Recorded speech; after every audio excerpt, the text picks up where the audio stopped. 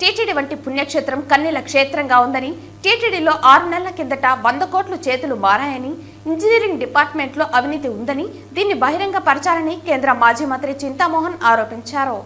ఈ సందర్భంగా కేంద్ర మాజీ మంత్రి చింతామోహన్ మాట్లాడుతూ, టీటీడీ వంటి పుణ్యక్షేత్రం కన్నీల క్షేత్రంగా ఉందని అన్నారు. టీటీడీలో 6 నెలల కిందట 100 కోట్లు చేతులు మారాయని అన్నారు. కాంట్రాక్టర్ల చేతుల్లోంచి వ్యక్తుల చేతుల్లోకి మారిందని, వారం రోజులు సమయం ఇస్తున్నా దీనిపై స్పష్టమైన ప్రకటన రావాలన్నారు. లేకపోతే ఢిల్లీలో ఎన్ఫోర్స్మెంట్ను ఆశ్రయిస్తామన్నారు. టీటీడీలో అసలు ఎక్కడుంది విజిలెన్స్? టీటీడీ ఆఫీసులో నిప్పు వచ్చే అవకాశం లేదు.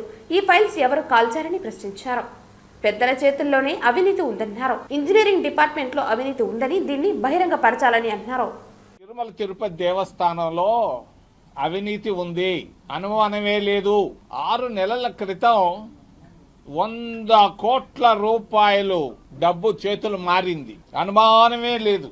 అనుమానం ఉంటేనే మాట్లాడేవాడిని కాదు. 1200 కోట్ల రూపాయలు కాంట్రాక్ట్లు ఇచ్చారు, అనవసరంగా ఇచ్చారు. అవసరం ఉందా?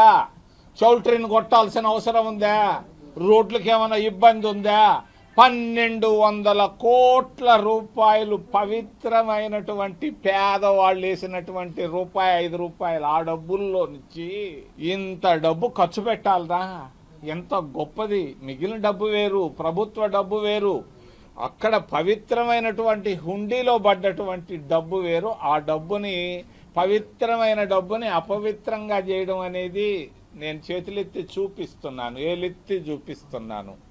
అది నేతలకు 100 కోట్ల రూపాయలు డబ్బు మారింది కాంట్రాక్టర్ల చేతుల్లో నుంచి. ఎవరి చేతికి వెళ్ళిందో నాకైతే తెలియదు. 10% ఎక్కడ పోయింది డబ్బు? ఏంది విజిలెన్స్? ఎక్కడుంది విజిలెన్స్? లెన్సే లేదు, మళ్ళా దానికి ఒక విజిలెన్స్. దరిద్రం. 100 కోట్లు ఇది పవిత్రమైనటువంటి డబ్బు. 100 కోట్ల రూపాయలు కాంట్రాక్టర్ల చేతుల్లో నుంచి వ్యక్తుల చేతుల్లోకి రావడం అనేది తప్పు తప్పు తప్పు తప్పు తప్పు. మాట్లాడకుండా ఉండలేము, తెలిసి ఉండలేము. ఎంతకాలం ఉంటాం? నిన్న నిప్పు ఎందుకు పెట్టారు? మదనపల్లిలో పెట్టారు, పానీలే పెట్టుకోండి, అది తప్పే. కానీ ఒక పవిత్రమైనటువంటి దేవాలయంలో, దేవాలయం సంబంధించిన పరిపాలనా భవనంలో నిప్పెట్టొస్తుంది. ఏసీలు ఉన్నాయి, జబర్దస్త్గా సెంట్రల్ ఏసీలు ఉన్నాయి. ఎట్లా ఫైల్ కాలుతుంది? ఫైల్ కాలాల్సిన అవసరం ఉంది అక్కడ. నేను కూడా పోయి చూశాను. ఇప్పుడు కాదు, నేను చూస్తున్నాను ఈ మధ్య. మీకు తెలియదు, అప్పుడప్పుడు వెళ్తున్నాను, సైగ్గా వెళ్తున్నాను, చూస్తున్నాను. ఇంజనీరింగ్ శాఖ అనేది ఈఓ పరిపాలన ఆయన బిల్డింగ్కి రాయిసిరేంత దూరంలో ఉంది. వీడియో కెమెరాలు ఫుల్గా ఉన్నాయి. చీమ కూడా పోతున్నా కూడా వీడియో కెమెరాలో కనపడతా ఉంది. మరి 100 కోట్ల రూపాయలు ఎవరు తీసుకున్నారు? ఎందుకు తీసుకున్నారు? ఎవరిచ్చారు? ఎవరికి ఇచ్చారు? ఇది తేలాల్సిన అవసరం ఉంది. నేను వారం రోజులు టైం ఇస్తున్నా తిరుమల తిరుపతి దేవస్థానం పాలకులకి.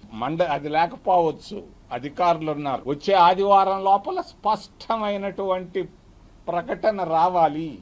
100 కోట్ల రూపాయలు తీసుకున్నారా లేదా? ఎవరు తీసుకున్నారు? ఈ ప్రకటన రాకపోతే మేము రోడ్లపై ఈ రోజే వద్దాం అనుకున్నాం. వద్దు, మన దేవాలయం, మన పవిత్రత మనం కాపాడుకోవాలి, నెమ్మదిగా పోవాలి, వినయంగా పోవాలి, విధేయతగా పోవాలని ఆగాము. ఈరోజు ఊరికే మాట్లాడేదానికే వచ్చాం. వారం లోపల స్పష్టత కావాలి. ఈ 100 కోట్ల రూపాయలు ఎక్కడికి వెళ్ళాయి? నిన్న ఫైళ్లు కాల్చడానికి కారణం ఏంటి? ఎందుకు కాల్చారు? అవసరం ఏంది? ఎవరు కాల్చారు ఈ ఫైలు?